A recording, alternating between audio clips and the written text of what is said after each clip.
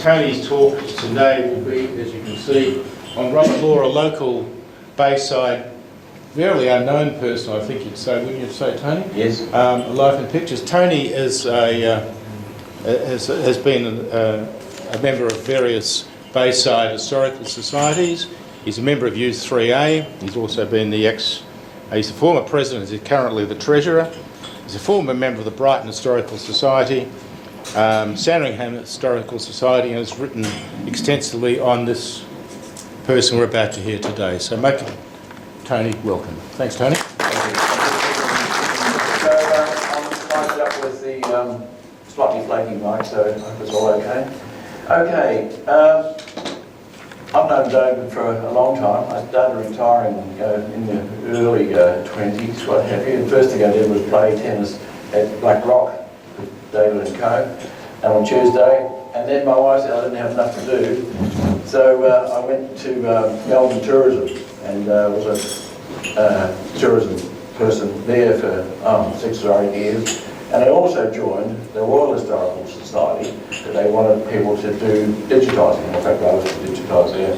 So I digitised thousands of mainly lantern slides from this kind of era, around the 1900s, what have you. And I had 3 notable photographers, and this guy, Robert Law, stood out. He's an amateur photographer. His main job, he was actually a metallurgist, and we'll go into that. But that's how this came about, and very kindly the Royal Historical Society gave me permission to do this kind of show, a non-commercial presentation of his works. So we've got about 300 slides to get through today, out of a collection of about 1,200.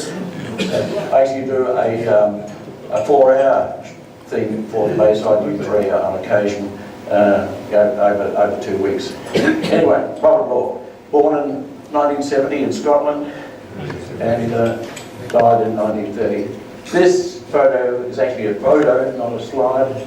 It was obviously taken in 1900 when the family had a sabbatical back to his homeland in Scotland. So his father's in the background, James, his mother's in the foreground on the right, and I think he's got a brother, sister, and brother-in-law there, and this is dogs. Anyway, that's in Scotland. This is James, his father, with Robert's daughter, Wera, which is actually a New Zealand name, a Maori name. 1900. This is where he was born, brought up, Fruchy and Fife in Scotland. And the local church in Lanark, which is of course now a suburb of Glasgow. And after going to University of Glasgow and doing chemical and metallurgy and what have you, he actually had a postgraduate session in Freiburg in Germany. And yeah, Freiburg again.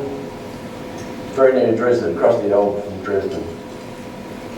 And of course, here's the Elbe River, and Dresden on the other side. And of course, this is about 1900, so before the Second World War, of course. This is his passport, written on parchment, signed by Lord Salisbury, and gave him the permission to travel to the continent. That would have put him into Freiburg to do his postgraduate work. His civil service appointment as a junior assayer to the Royal Mint in Melbourne. That's how he came to be here in Melbourne. 1990. Yes, in 1990. Yeah. He immigrated in 1990, and of course he was a British civil servant. The Royal Mint was owned by the Crown. That's him in 1898, obviously it was a Scottish gear before he came to Melbourne. And in 1900, when,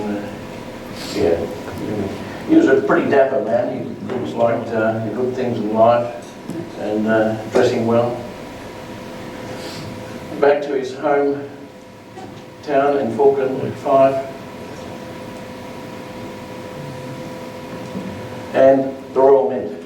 And you can see it's only 1892, and you can still see there's hundreds of telephone lines in the foreground. Of course, now it's the Hellenic Club. Policeman on guard at the gate. And a few slides of the actual working. So he became eventually the chief chemist, refiner and assayer, I think, for the Royal Mint, like top technical position eventually. But he started off as a junior assayer. So it's the assay department where they use essentially chemicals and weighing to assess the quality of the gold. Coin presses actually make, because they're making sovereigns, and half sovereigns, etc. Pouring the gold probably into making a bullion. Workshops where they would have actually made the press dies, for the coins. And the coin presses themselves.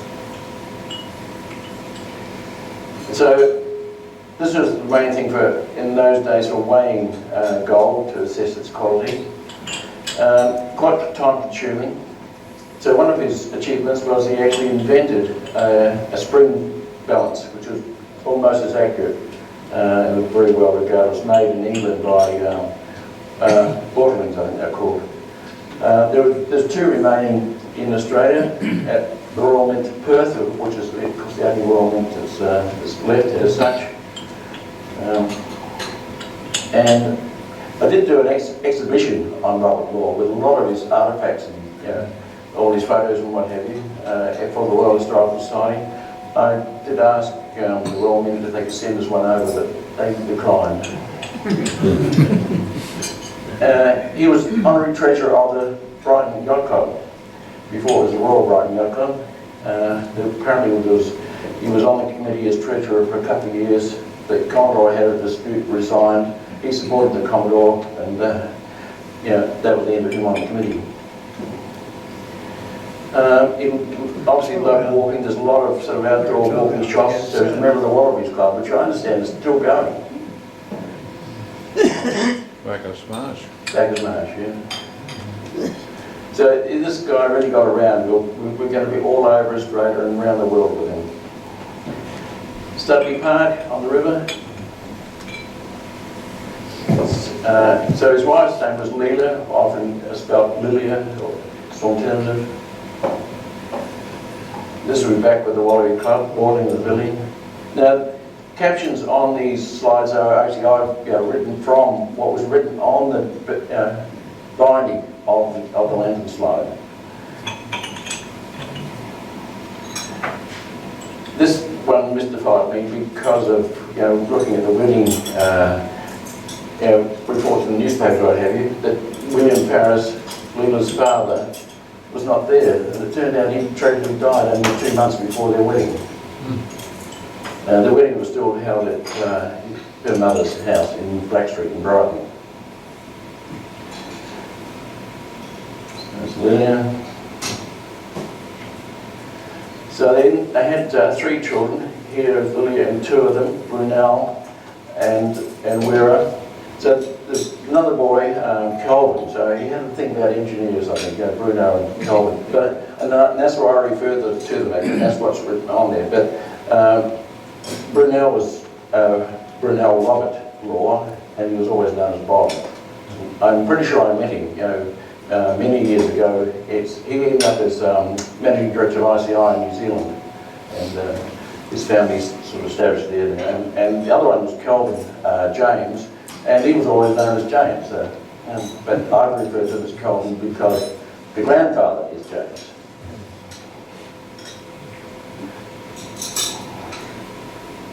That's Brunel Wera in about 1900. So their first house was actually in Cochrane Street in Brighton. And then they were in Windermere, which is now Windermere Crescent. And then they built a house in Sussex Street in Brighton.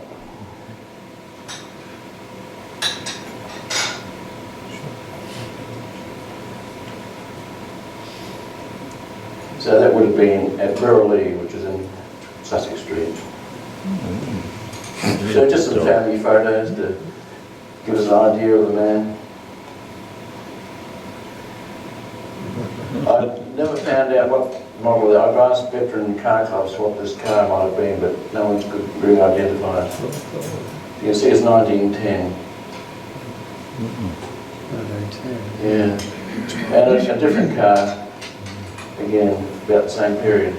May not have been theirs, of course, maybe just driving with these people.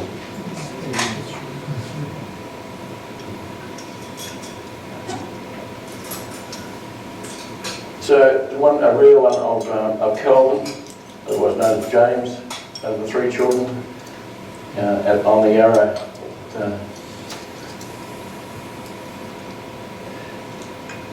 So Brunel, you wouldn't get away with that these days, would you? Dressing your boy like that.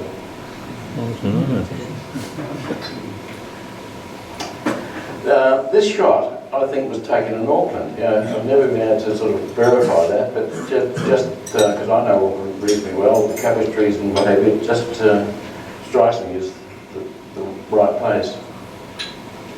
Maybe entirely wrong.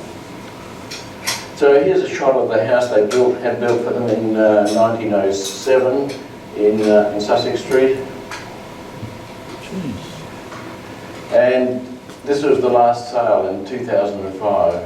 So I chased this down in about 2006-07 to find it just been demolished. And these 3 black townhouses on it now. And this came from the Brighton Historical Society out of the street files. And a few shots of the house. He was an avid collector, just amazing stuff they had. This house was really Victorian and jammed with everything. Including Persian armour, a great collection of Persian armour. They had a holiday house down at Bulgaria, I think it was, which eventually the Balios took over, and it was rumoured that half the armour went into the well down there, just to, because no one wanted it. And apparently on either side of the front door there was a suit of armour with other armaments there, and I did talk quite extensively to to the granddaughter, Libby Bolton, and she said when she used to be scared stiff going through the front door, she thought one of the suits of armour would fall on her or grab her. So World War I, Robert Law enlisted in the AIF in 1916. He'd actually been in the territorials in a sapper regiment, and which is there's a major, and he became lieutenant colonel of the 3rd Pioneer Regiment and served in France.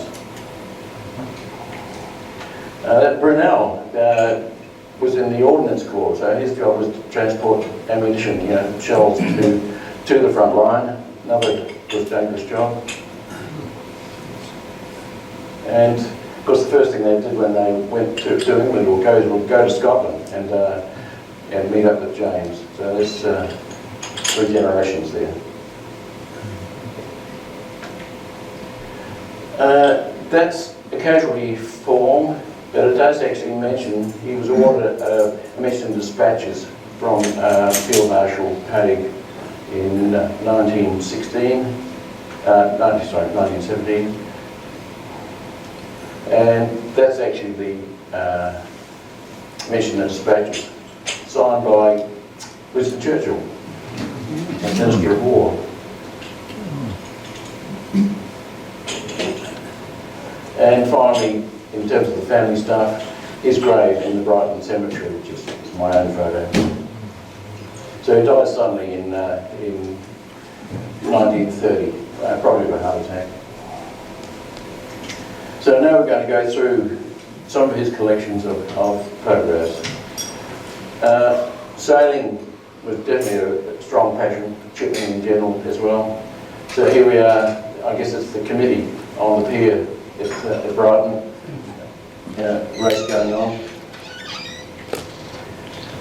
A lot of these images are quite iconic and have appeared in a number of publications, etc., because they are just such wonderful,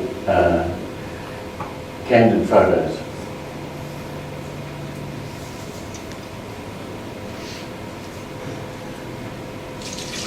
Port Lonsdale.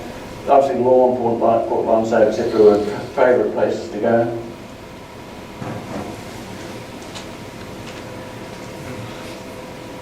Half Moon Bay, there we are, fishing off the jetty. Jeez. And down at Cowes, Phillip Island. I hope people at the back can see us reasonably well. Dramana, you're going to see a lot of unmade roads here, or tar-sealed roads. And shipping. So as we're getting to the end of the sailing period here. Beautiful ship. Yes, great. There's some great yachts in here as well. Obviously our salt came from Lake Tyres in the 1900s.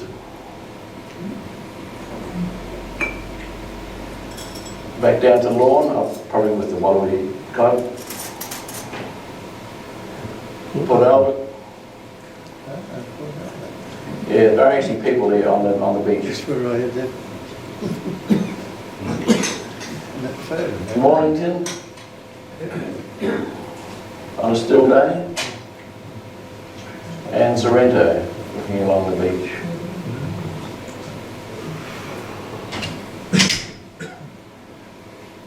Here is the toes are out of the boots on these boys, etc. So they're a bit ragtag urchins, or runs down, but no doubt having a great time.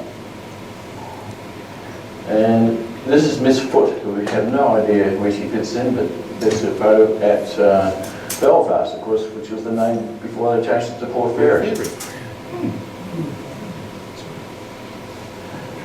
We're going to see a few shots of the city as it was in the late 1890s, 1900s. Chinese kids in Little Bourke Street.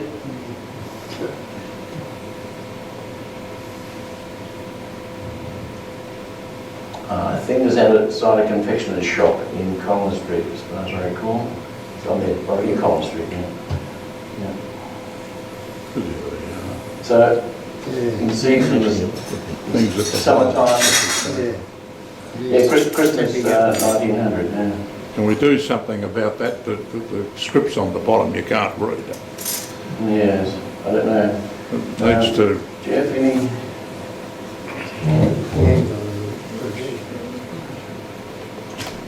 Hey.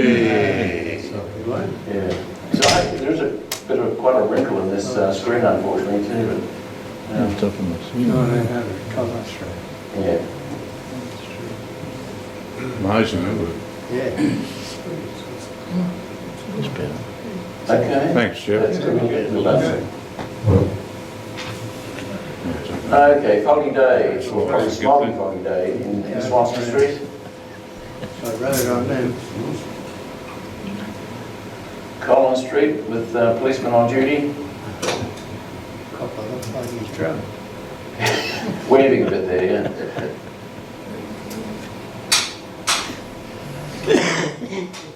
Cable trams, of course. And outside the railway station on Swanston Street. Looking out from it. Another summer shot on Swanston Street. This is like early candid photography, and so it sort of blew me away when I first came across it from all the stuff. Elizabeth Street.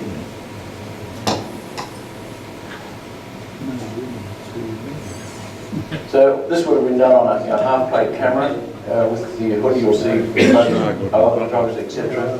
Although he apparently had a detective camera, which was a first of one of the Bellows cameras. Something good to all Melbourne grammar. Yeah. So good Gardner. They became. Swanston Street again. But how does the cable come work?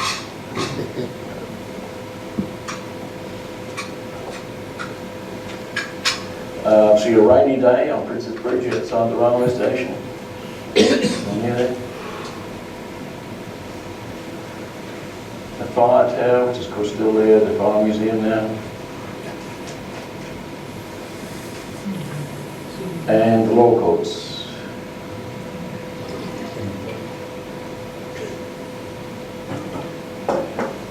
A few shipping photos. We're really into the steam age here now. There's smoke everywhere and smog. I've kept a lot of these photos in catalogue order to try and make more sense of it. You know, it's a lot of work.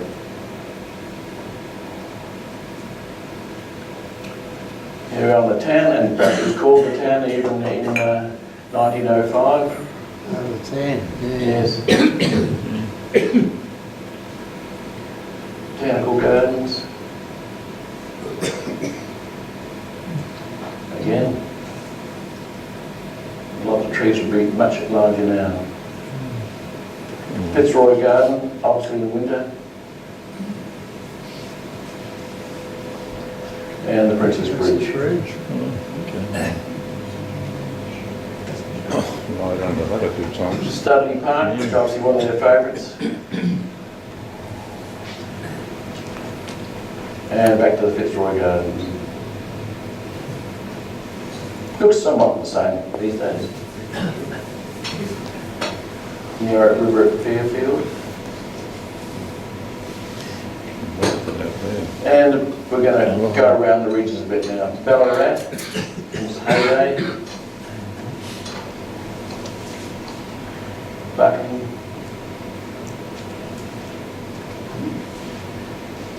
There's a ox wagon hauling wheat, I think, in bags. And yes, it was called Puffing Billy in the 1900s. This is when I was in actual service and cutting fruit through the Dandenongs.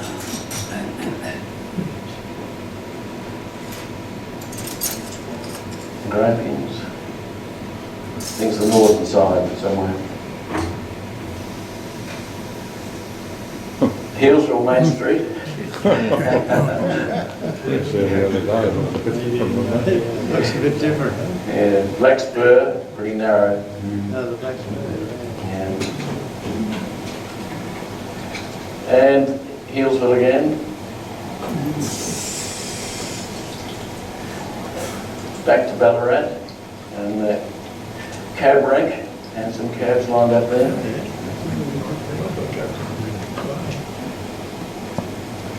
Jefferson, this may not have changed a great deal. And Kuruit. So it's obviously denuded of trees. I mean, now it's of course all regrown over Tower Hill and through the valley there. But this is, you can't hardly see a tree around here. And now we're going to go interstate. He obviously travelled a lot with his work. In terms he was virtually a gold buyer at Phot. Sydney Harbour.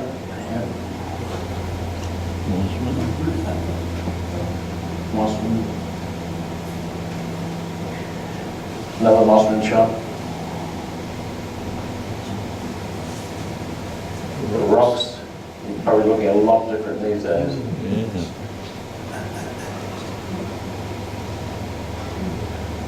Some more shipping. Tug, Mulligan. Main Cove. Still Day. And Neutral Bay.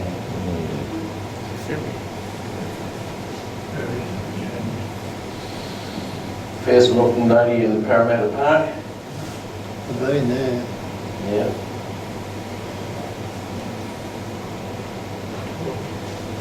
Erskine Street Wharf, which I'm not very familiar with.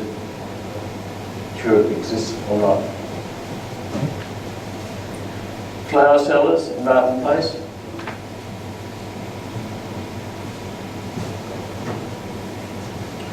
And the windmill, which is really, I think, partially there, but cover up the trees in Brisbane. And the Ekka, as it's called in Brisbane, with some livestock. The building, I don't think is there anymore.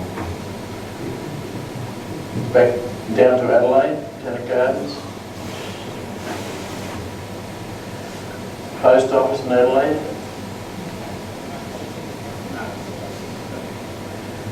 Rundle Street, Main Street. I think it is.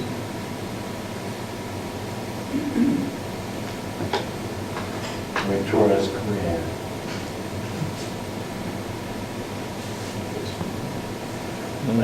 Over the Hobart, a bit foggy, looking across to Mount Wellington. A similar one.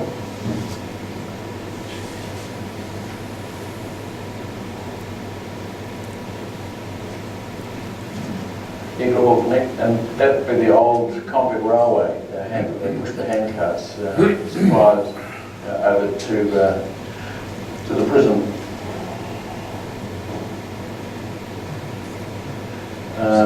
Not labelled, but definitely Cadillac Gorge in Launceston. And that, in fact, is a prison in Launceston, down in the bay. No, we flipped over to Aplin. You probably sailed from there in 1916. Yes. William Street, Perth. It's full with high rises and insurance buildings these days. And from the park looking down to the Swans. Kings Park. Kings Park, thank you. Yep, that's it. And we've flipped up to Townsville. Castle Hill in the background. Loading or unloading bananas.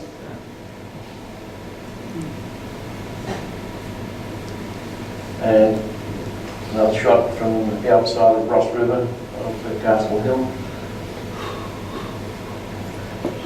Cairns, which was probably just a village in those days. Gladstone. So we would have had to travel by ship, I think, up and down the coast to visit these places. Cairns Main Street, yes. Cool. I think so. And one of the few Indigenous photographs.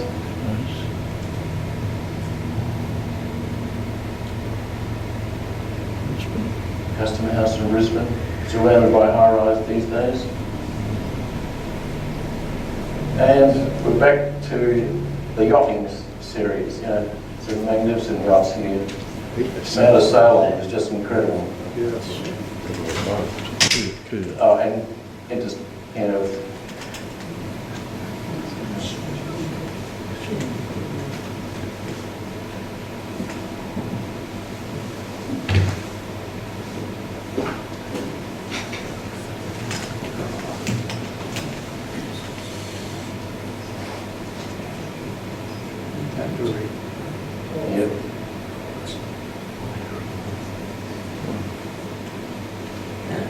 Very few Marconi rigs. And you got a few shots of the Great White Fleet in 1908. The US Navy made us a PR visit.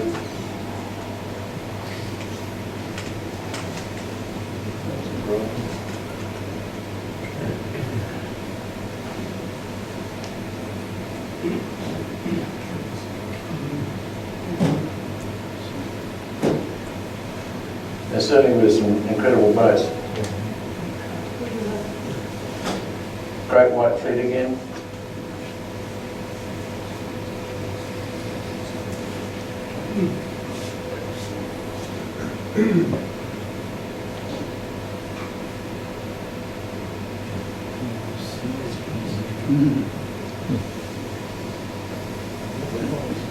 A lot of smoke, yes. Really did you?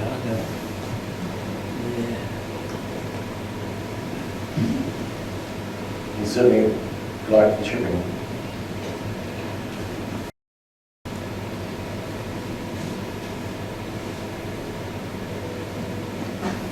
I think that's a kind of dredge there.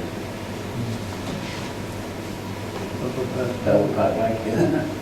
I sailed on there for a long time. I rode on there. I started my rowing career. I remember the open back up. Here we are, Half Moon Bay. Where? Here, Half Moon Bay, Oh, right here. so you're talking about once here. So we're probably looking somewhere near where we are, aren't we? Yeah. That's the pier. Yeah, yeah. Exactly. It's like a small mile or something. And one of his rivals, I guess, unless someone took one of him, you know, someone taking a shot with the full hood. Great rock again.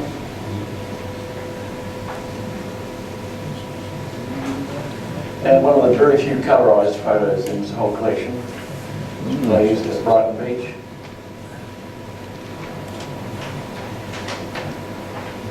Brighton Beach again.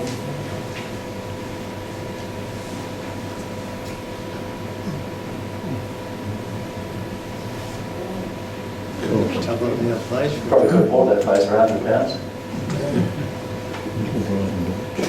Maybe less. I've got just one large house there in the background. I did try and find his name. Can't think of it. Oh yes, here's now called Glen Huntley Road.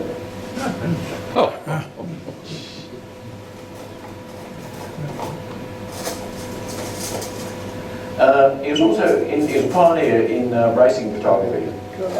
He did quite a bit of experimentation in it to camera speed to be able to turn the finishing photos. No doubt the Wallaby Club again.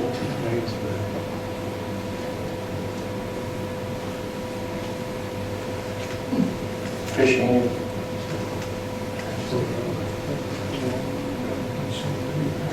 Sand room before they drained it. Apparently a lot of sand room was very swampy. And Sandringham Beach.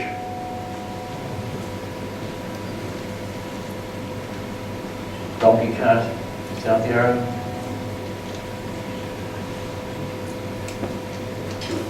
Williamstown Ferry.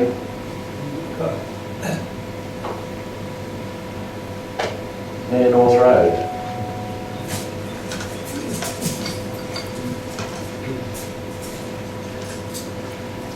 So I think the initials, this FO carved in the clip there, still there. The old fish market, which is demolished, at the corner of Swanson and Elizabeth.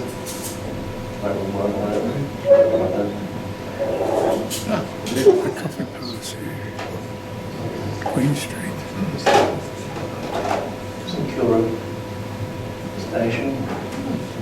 So much like it is today. That's the pub. George. Hill Station. That's when they run the trains. Not light rail. It's really the stables at the back of the law course. And of course some of this facade is still standing.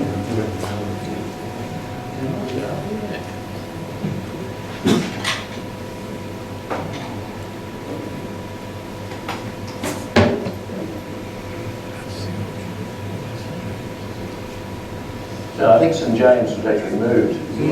Yes.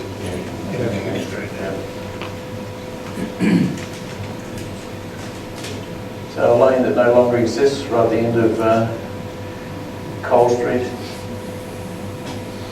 2 children. Customs House.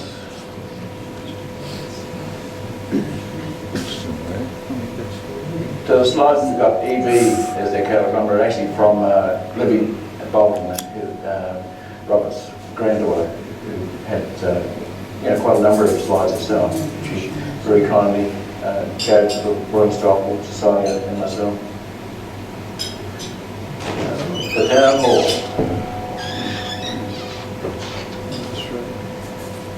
Now the Windsor, of course.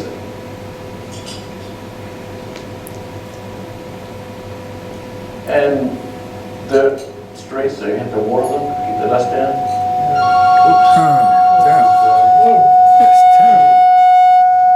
Is that the phone? Wait, move over there a little bit. Okay. It's probably those speakers up there. Okay. Yeah, fire station, of course, fire museum now. Just the I think there's a MacArthur Street behind Parliament House, etc., or Treasury, Campering. Scott's and St Michael's churches, Collins Street. Town Hall and trams. A lady camera person on the arrow. Elizabeth and Collins. St Patrick's before, I think just biggest fires one. Done later. Treasury. Collins Street. Now we're in the last part now. This is the start of their sabbatical back to Scotland and across the world in 1900, 1901. So that's just 1901, so it must be on the return journey.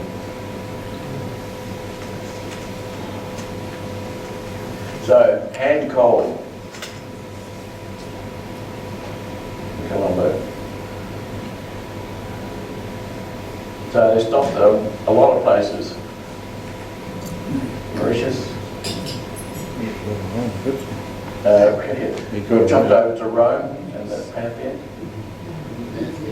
Those boxes in the front, I'm sure aren't there, but other than that, it's Spanish Steps. You didn't take a shot of the Trevi Fountain, I don't know why, but here we are. Naples, Mount Vesuvius. It's probably where the funicular runs to these days. And I couldn't really find any record of this, of a big eruption, so this is probably normal, country eruption. It was Mount Vesuvius in 1900. But it looks quite impressive. Jumped up to Paris and the Opera House. Looking the same apart from the horse and carriage, etc. Yeah, this is in Paris. So we still do the same these days. We take a photo of the hotel we stayed at. Marseille. And we jumped over to Ben Nevis. So agricultural scene.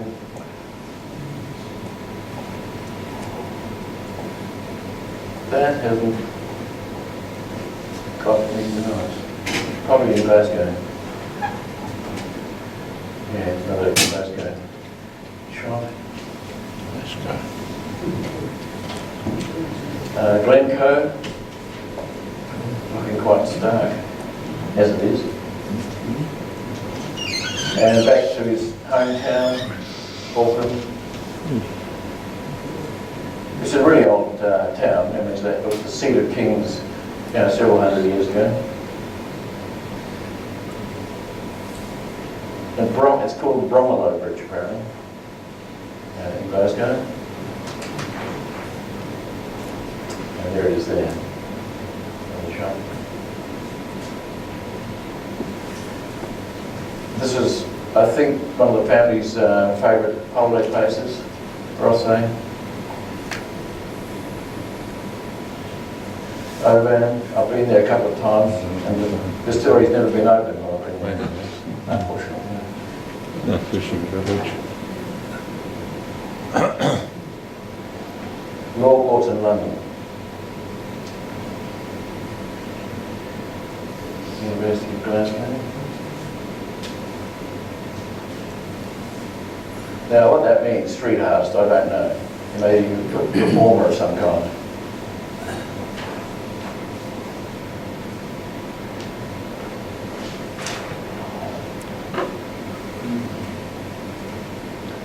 Movie Circus. Looking very busy.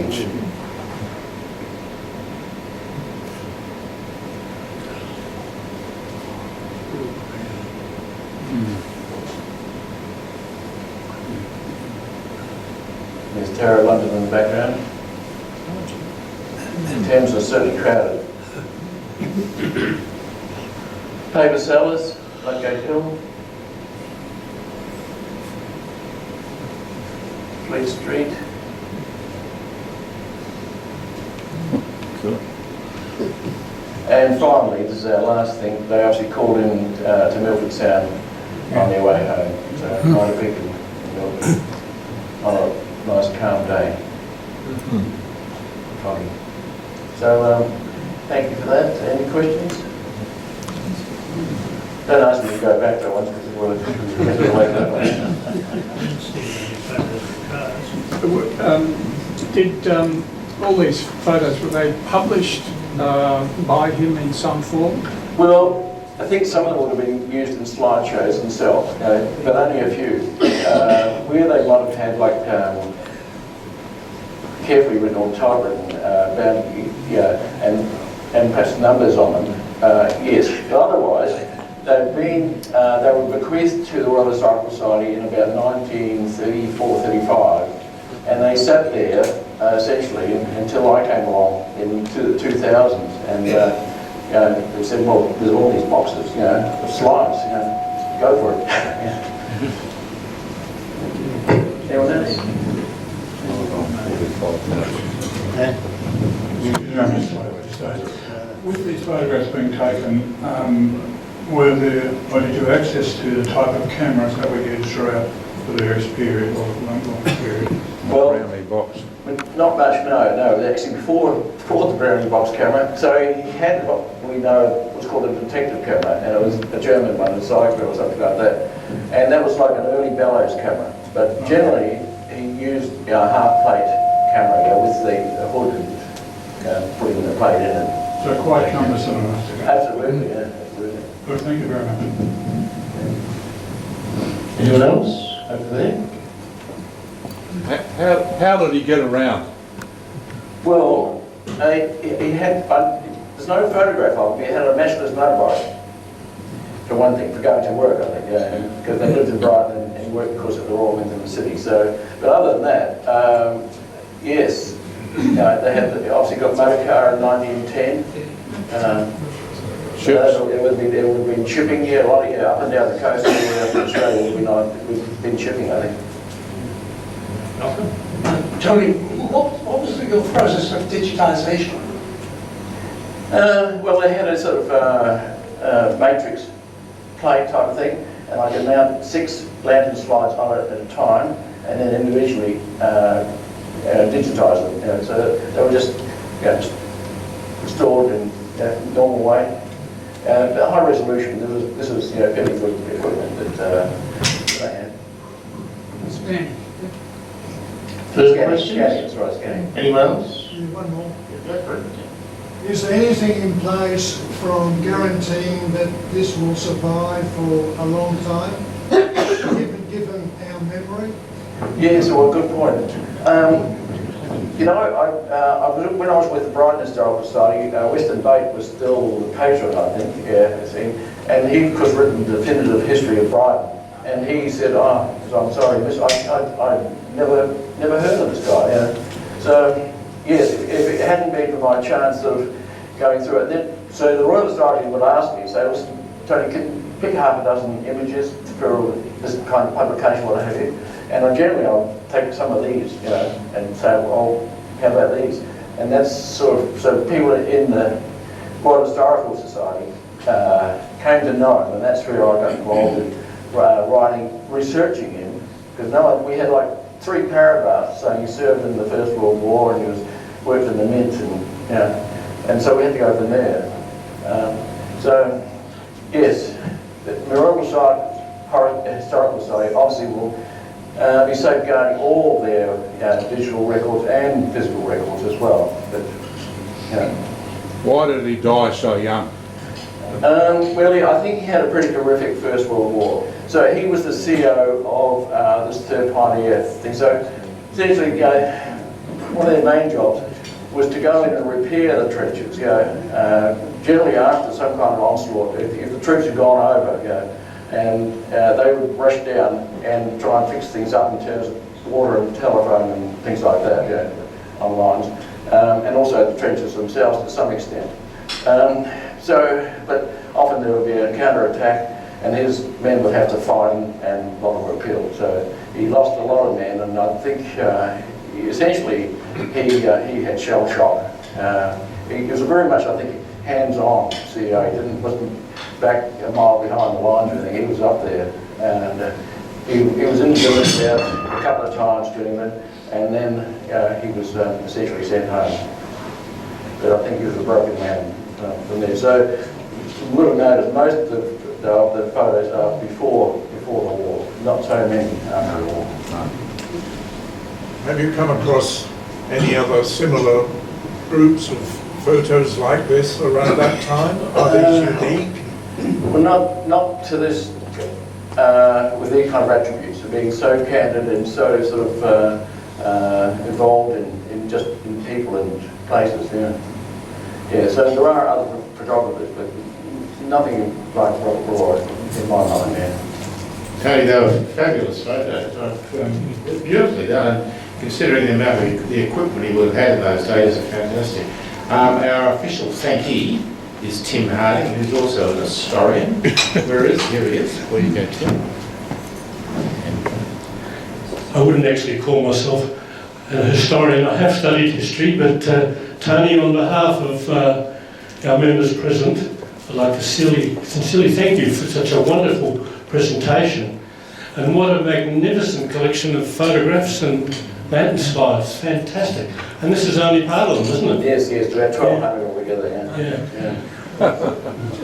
One of the things I learned when I was studying history at Monash is that history is not just about kings and queens and battles. It's also about the daily life of people, which is equally important and equally interesting. And it's also the architecture, which Robert Law has shown. And what an interesting fellow Robert Law was. He had a very interesting life and achieved an awful lot. I was interested to hear you mention Blackstreet, Brighton, where he lived. Both of my parents lived in Blackstreet. It's where his wife lived. His wife lived, yeah. Both of my parents lived in Blackstreet, Brighton, and that's where they met as teenagers, corresponded during the war and got married after the war.